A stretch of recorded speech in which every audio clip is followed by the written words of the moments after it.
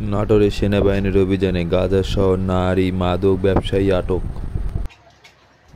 নাটোরের লালপুর উপজেলার রামকৃষ্ণপুর গ্রামে বাংলাদেশ সেনাবাহিনীর মাদক বিরোধী অভিযানে গাঁজাসহ আটক হয়েছেন এক নারী মাদক ব্যবসায়ী।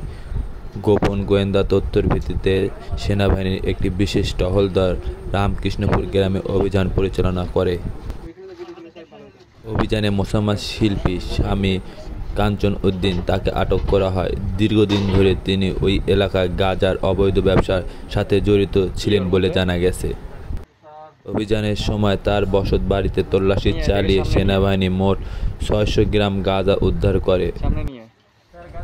পরে তাকে আইনগত প্রক্রিয়ায় লালপুর থানায় পুলিশের কাছে হস্তান্তর করা হয়। স্থানীয়রা জানায়, সেনাবাহিনীর ধারাবাহিক এমন অভিযানে মাদক মুক্ত সমাজ গঠনে গুরুত্বপূর্ণ ভূমিকা রাখছে। যুব সমাজকে রক্ষা করতে এই কার্যক্রমে প্রশংসনীয়। প্রশাসনের পক্ষ থেকে জানানো হয়েছে, মাদক নির্মূলে এমন অভিযান অব্যাহত থাকবে।